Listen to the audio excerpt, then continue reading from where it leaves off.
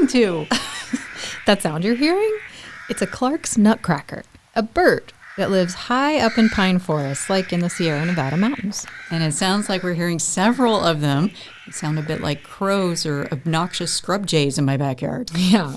A UC Davis bird biologist described it to me as a raven holding its nose. That's a great description. And these birds just might be reshaping part of California's forests. Reshaping. Okay, so what do you mean? How does a bird do that? The Clark's nutcracker has a habit of burying pine seeds, caching them in rocky slopes as winter food. Some of those seeds sprout, becoming trees. Well, that makes sense, but how can that actually reshape parts of forests? Scientists are now learning that certain trees are showing up in places we wouldn't expect them, in extremely high elevations, places that previously would have been frozen or inhospitable to them. What kind of trees are we talking about? We are talking about the Jeffrey pine. Okay, so I'm terrible at identifying trees. Like if it's taller than me, it's a tree. If it's smaller than me, it's a bush probably. Basically, there's two pine trees, right? There's the kind that look like Christmas trees, and then there's the Jeffrey pine. Mm-hmm. And the Jeffrey pine stands out to me. Do you know why? Why? Its orange bark smells like butterscotch. Sometimes people say it smells like vanilla. I think it smells more like butterscotch. I kind of thought root beer. Root beer? I don't know. I'm probably wrong. But what other tree can do that? I ran across a lot of these while on the eastern slope of the Sierra Nevada mountains. This was a while ago, back when I could go up mountains. And there are a lot in the Inyo National Forest. And they're also in Yosemite. I went backpacking there once, and we would stop and smell the bark. Yes. You got to do that in life. I don't think we were very high up on the mountain, though. Well, they're typically found between 5,000 and 9,000 feet in elevation. It's the most common tree found around Lake Tahoe, Mammoth Lakes. It's not even considered a traditional subalpine tree species. These are the ones that live at the highest elevations. But about a year ago, UC Davis forest ecologist Hugh Safford stumbled upon a Jeffrey pine at 12,657 feet in elevation at Sequoia National Park. It was the highest Jeffrey pine ever recorded, and it was the highest tree recorded in California. Oh, wow. Yeah, not only the highest Jeffrey pine, but the highest tree in California is a Jeffrey pine, and it's not even supposed to be a subalpine tree species. And he just knew that the Clark's nutcracker played a role in why it was there. It was really clear it was a nutcracker. I confirmed it with the real experts, but that wasn't a question anymore. But the question was, what the hell is this thing doing here? And why are they caching this particular species up here? And how is it surviving up here? Hugh vowed to return to the high peaks of the Sierra to look for more Jeffreys. And you obviously got to go along with him. I did. Well, for 4 days, with him and his lab students in the Inyo National Forest. This was just a tiny fraction of the time Hugh ultimately spent on the mountains this summer. All told, they camped 30 days, scoured 24 mountain peaks, and hiked 240 miles to find these things. That's amazing. Like, why? I mean, that's a lot.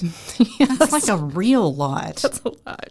And why on earth would anyone want to risk life and limb, no pun intended, actually pun totally intended, Yeah, you're like but that. like to look for a tree? Well, because they're ecologists and they love that stuff. But also it's because of what these trees' presence might reveal about our changing climate. Okay, so these trees, the ones living where they weren't expected, are kind of like sentinels, right? Or indicators. They tell us about our shifting climate. Yeah. So, yes, with rising temperatures, snow's melting earlier, trees are possibly moving upslope, maybe with help from a little bird.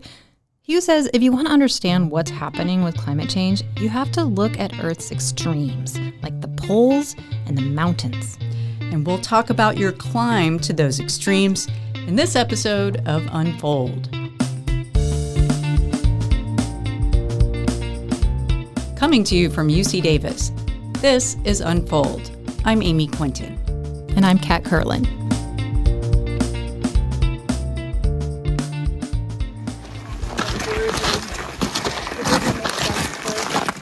Following the team wasn't just a stroll through green, shady forests, although it did start that way. When you get to high elevations, there are a few scattered pine trees and some gorgeous alpine lakes and meadows. The landscape is also a vast expanse of cream-colored rocky crags and huge, pretty intimidating boulder fields. Yeah, how did that work out for you? I mean, it was gorgeous, but it was also daunting. I mean, I'm kind of a flatlander, one living in the super flat Central Valley, no less. Being that high definitely felt out of my element sometimes. There were days we would hike 10 to 12 miles just to get to where we thought we might find a Jeffrey pine. Oh my God. Yeah. We went up Mount Langley. This is a 14,000 footer and California's 9th highest peak. This is where we'd hoped to find the highest Jeffrey pine. And did you? Nope. Oh, gosh. Well, we found several on the trip, just not at Mount Langley. Were they what you expected to see? Well, they're short, for one thing. Even the adults are just a few feet tall, not like 100 feet tall like some Jeffrey pines can be. They were often damaged either by cold or by critters, and they'd just be growing there, poking their green, bushy little selves out of a rocky enclosure near the mountaintop. So once the team finds a Jeffrey, what do? They measure it. 3.3. That's it?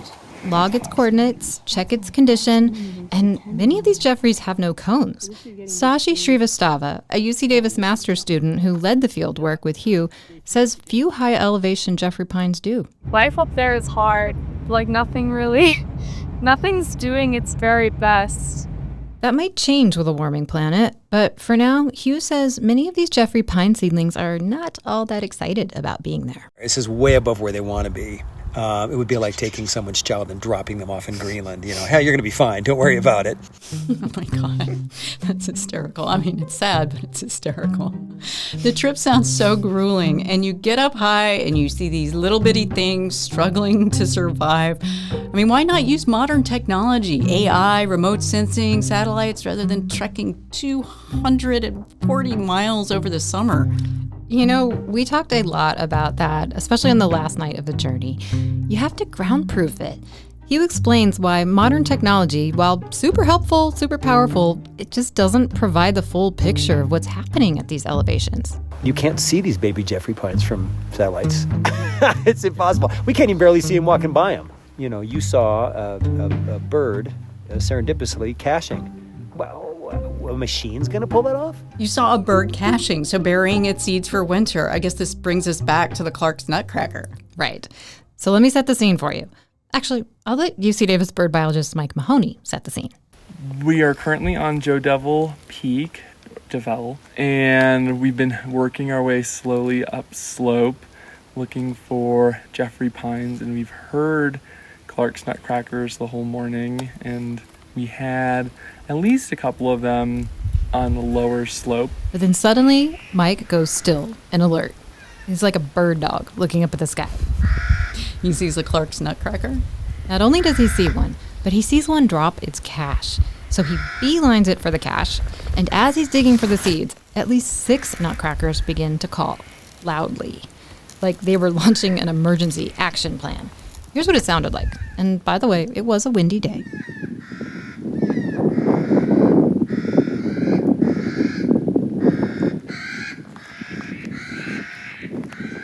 One flies so closely over us, you could hear its wings. It was aware of our presence, and I mean, if I were to assign a feeling to that bird, I would say it was not so happy with our appearance. And it's kind of interesting as we left the area, the birds have dispersed. Yeah, it sounded not happy at all. Definitely not. But those caching behaviors are key to understanding why Jeffrey pines are appearing so high up, where conditions used to be too harsh. Hugh says climate models make assumptions about how species will move with increased warming, but how and why a species moves is complex. Clark's Nutcrackers might have been storing Jeffrey pine seeds in their mountaintop refrigerators for millennia. We forget that there are species that have the capacity to just leap over these boundaries, and that's hugely important. If you want to keep up with climate change, it's true that trees that are just dropping their seeds in the wind is maybe moving them, a few yards or something. You're not going to be able to keep up. But a species like Jeffrey pine or a species like whitebark pine or a species like limber pine, birds can move them 5, 10, 15, 20 kilometers without that much effort. And that is exactly what these scientists are seeing. Seeds once buried by birds, now, because of warming temperatures, earlier snowmelt, are taking root. So climate change isn't just pushing species uphill, it's allowing these leaps into new zones. So these birds are basically accidental reforesters. Yeah, I kind of like to call them gardeners. And they've done that for whitebark pine for a really long time, but their role as gardeners of Jeffrey pine is something we're just beginning to witness. So climate change, tree migration, and bird behavior all tied together. So I have to ask though, do you think those isolated Jeffrey pines are a glimpse of what our future forests could look like? Or will they adapt to look more like their downslope ancestors? You know, I can't predict that. But Nick Parker, an undergraduate on the trip, he had a keen observation on our last night. It was so cool today seeing those like tiny little Jeffreys just like way up there. You know, there was like no other Jeffreys around, like just seeing how small they were and how, you know, imagining how far they must have come from the source. It's just like crazy to think how they got there. Yeah. And it's cool. I feel like I don't spend enough time appreciating like saplings. I feel like So what do these scientists plan to do with all the data they collect on these little saplings? Yeah, this is where more of that modern technology comes in. They plan to combine all their data with all of the verified global records to create a big database that climate modelers, natural resource managers, and really anyone interested in Sierra Nevada trees can use. I have to say it's created a powerful image in my head. Trees sort of surviving in a place that's just not quite right for them. Yeah, and whether it's right for them or not, you know, they're there. I can't help but wonder if they know what they're doing and are exactly where they need to be. It all shows how much effort nature and the people studying it put into adaptation. Hugh's team carried heavy packs, hiked miles at high altitudes, all to find these few small pines that may tell us how forests will evolve in a warming world. It's a reminder that understanding climate change means going to the extremes, sometimes following a bird. Exactly. And Kat, I know you took some gorgeous photos and created watercolor sketches of what you saw along your hike, and you've written a marvelous and much more in-depth story to go along with it. Well, you can see all of that and find links at our website, ucdavis.edu/unfold, or at ucdavis.edu/climate. I'm Kat Kerlin. And I'm Amy Quinton. Thanks for listening. And definitely check out those photos. You're awesome.